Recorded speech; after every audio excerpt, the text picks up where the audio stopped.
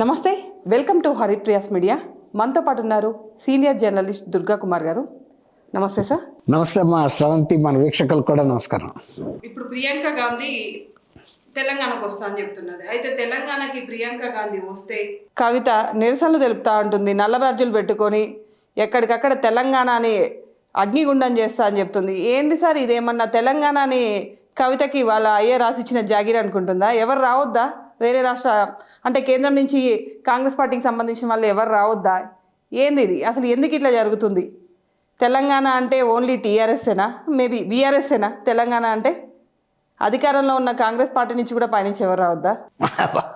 భలే అడిగారు. అది ఇప్పుడు వీళ్ళే నేషనల్ పార్టీ, జాతీయ పార్టీ పెట్టుకుని బీఆర్ఎస్ పెట్టుకుని మరి పక్క రాష్ట్రాలు ఇతర రాష్ట్రాలకు వెళ్ళడానికి ప్రయత్నం చేశారు కదా. అలాంటి వాళ్ళు ఇతర జాతీయ పార్టీలని మన రాష్ట్రంలోకి రానివ్వకూడదు అంటాం వాళ్ళకి వాళ్ళు బ్రేక్లు వేసుకున్నట్టే కదమ్మా. ఇప్పుడు నువ్వు మా ఇంటికి రావద్దని నన్ను అన్నావు అంటే నిన్ను కూడా మా ఇంటికి కూడా రావద్దని నేను కూడా చెప్తాను కదా, అంతే కదా. అంతే, అది అంత వెరీ సింపుల్. కాబట్టి మనం జాతీయ పార్టీ పెట్టుకుని ఈ చిన్న మాటలు మాట్లాడటం అనేది ఇతర నాయకులు ఎవరైనా ప్రశ్నిస్తారు. ఇతర రాష్ట్రాలకు వెళ్ళినప్పుడు మీరు ప్రియాంకని రాని ఉన్నప్పుడు కవిత గారు మీరు ఈ రాష్ట్రానికి ఎట్లా వచ్చారని అడిగితే ఆమె ఏం సమాధానం చెప్పగలుగుతుంది? ఇన్ని రోజులు బతుకమ్మ బతుకమ్మ అనుకుంటూ చూపించింది. సో తెలంగాణ అంటే కవిత, బతుకమ్మ, లేకుంటే ఇంకో పండగ.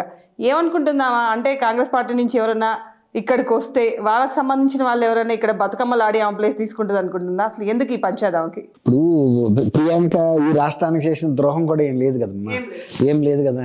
ఇప్పుడు ప్రియాంక అసలు చాలా కాలం అసలు రాజకీయాలకి దూరంగా ఉంది కావాలని. ఎందుకంటే వాళ్ళకి వాళ్ళ ఇంట్లో జరిగిన కొన్ని పరిణామాల వలన వాళ్ళు అంత యాక్టివ్ పాలిటిక్స్లోకి రాకుండా 2 సార్లు కూడా ప్రధానమంత్రి పదవి కూడా మన్మోహన్ సింగ్కి ఇచ్చారు. వాళ్ళ అన్నయ్య రాహుల్ గాంధీ తీసుకోలేదు, తల్లి కూడా తీసుకోలేదు. కాబట్టి ఆమె ప్రియాంక పట్ల ఎవరికి కూడా ప్రజల్లో కూడా వ్యతిరేకత ఉండదు. ప్రియాంక ఎప్పుడు వివాదాస్పదమైన రాజకీయ వ్యాఖ్యలు కూడా ఇంతవరకు చేయలేదు, ఏ నాయకుడి మీద కూడా చేయలేదు.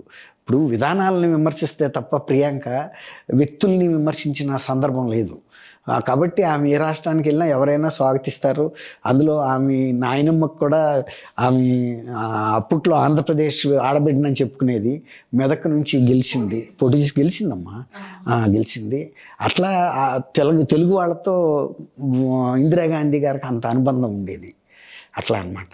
కాబట్టి అలాంటి వ్యాఖ్యలు పెద్ద శోభన ఇవ్వవు ఎవరికైనా.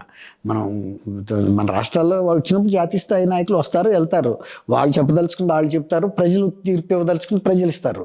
ఒకవేళ ప్రాంతీయ పార్టీ బీఆర్ఎస్ మీద అభిమానం ఉంటే వీళ్ళకే వేస్తారు తప్ప ఢిల్లీలో ఉన్న పార్టీకి ఓటేయరు కదా, వాళ్ళు ఎక్కడో దూరం అని. అది మనం అట్లా మాట్లాడటం అనేది కరెక్ట్ కాదు. అది ఈ మధ్యలో వస్తుంది ఇట్లా. గతంలో రాజకీయ నాయకులు అన్ని పార్టీల వాళ్ళు కూడా జాతీయ పార్టీలు అన్ని రాష్ట్రాల్లోనూ చక్కగా తిరిగేవాళ్ళు అభిమానంగా. అట్లా వాళ్ళ మీటింగులు కూడా వెళ్ళి వినేవాళ్ళు, వాళ్ళ విధానాలు ఏంటి, వాళ్ళ ఏం పథకాలు అమలు చేస్తున్నారు, ఇట్లా ఇలాంటి కుచితమైన భావన ఆ రోజుల్లో ఉండేది కాదు. ఇప్పుడు బీఆర్ఎస్ నేతలు అంటున్నారు ఈ కాంగ్రెస్ పార్టీ అనేది ఒక కుటుంబ పార్టీ అని. వాళ్ళు పేర్లు కూడా మార్చుకోలేదు. ఇంకా ప్రియాంక గాంధీ ఏంది, రాబర్ట్ వాద్రా అని వాళ్ళ హస్బెండ్ పేరు ఏదో ఉంటుంది కదా సార్, వాద్రా. రాబర్ట్ వాద్రా ఎందుకు పెట్టుకోవట్లేదు? వాద్రా అనేది రావాలి కదా ఆమెకి. ఎందుకు ఇంకా ప్రియాంక గాంధీ అని పెట్టుకొని ఆ ట్యాగ్ లైన్ తో మాత్రం ఎందుకు తిరుగుతుంది అని అడుగుతున్నారు. అయినా అసలు ఈ సోనియా గాంధీ కంటే ముందు ఇందిరాగాంధీ టైంలోనే వాళ్ళు ముస్లిమ్స్ కదా, పార్సీస్, వాళ్ళ హస్బెండ్. సో గాంధీ అనేది ఎందుకు పెట్టుకుంటున్నారు? గాంధీ అనే దాంట్లో ఓట్లు వస్తాయనే కదా దాన్ని అంతే కంటిన్యూ చేసుకుంటూ వస్తున్నారు.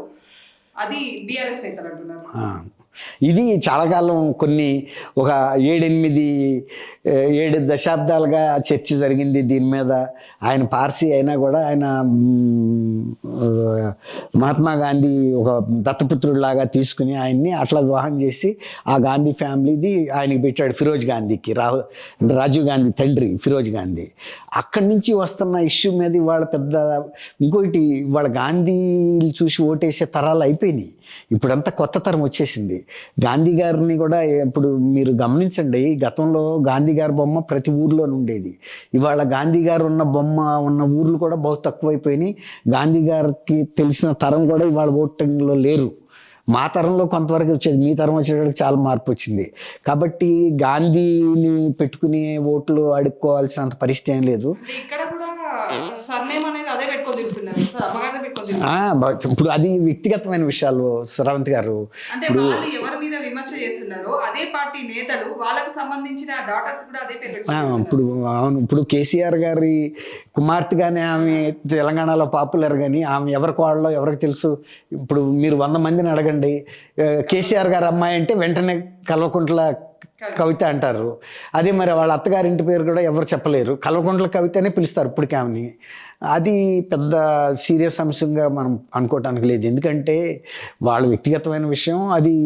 ఇప్పుడు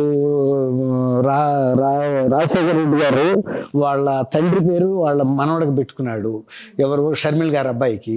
షర్మిల్ గారి అబ్బాయికి మరి ఆయన తండ్రి పేరు రాజారెడ్డి గారనే పెట్టుకున్నాడు. అవి ఒక భావోద్వేగానికి, కుటుంబానికి సంబంధించిన అంశాలు. వాటిల్లోకి పెద్ద మనం వెళ్ళి పరిశోధించాల్సిన అవసరం ఇప్పుడు లేదు.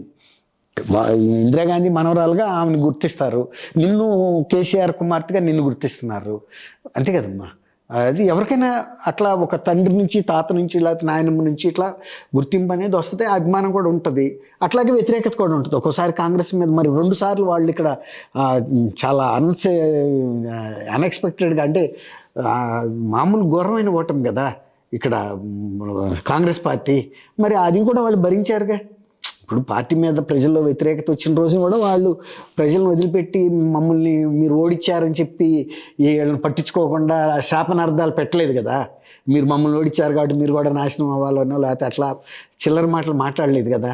ఓడించినా గెలిపించినా మేము మీతో ఉంటాము, మేము మీకు కావాలని రాష్ట్రం ఇచ్చాము, మేము ఇచ్చిన అభిప్రాయం వేరు, మీరు అందరూ కూడా ప్రజాస్వామ్య ఫలితాలు అనుభవించాలని ఇచ్చాము, కానీ ఒక కుటుంబానికే చెందింది, వాళ్ళ నాయకత్వంలో రాష్ట్రం ఇరుక్కుపోయింది, అది మేము మీ అందరికీ ఇవ్వటం కోసమే కాంగ్రెస్ వస్తుంది, మాకేం వేరే స్వార్థ ప్రయోజనాలు ఇవ్వని కూడా చెప్పారు కదా ప్రజలకి.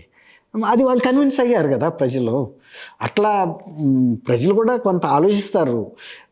ఇలాంటి ఇవన్నీ గతంలో ఎన్నోసార్లు చర్చకు వచ్చినాయి అమ్మ. ఇవన్నీ మీరు అన్నట్టు ఇందిరాగాంధీ ఎందుకు పెట్టుకుంది గాంధీ, ఆయన కూతురా కోడలా అని, ఫిరోజ్ గాంధీ పార్సీ అయినా మరి గాంధీ ఎందుకు వచ్చింది, అవన్నీ అప్పుడు పెట్టారు, ఇక అవి కంటిన్యూ అవుతూ ఉంటాయి.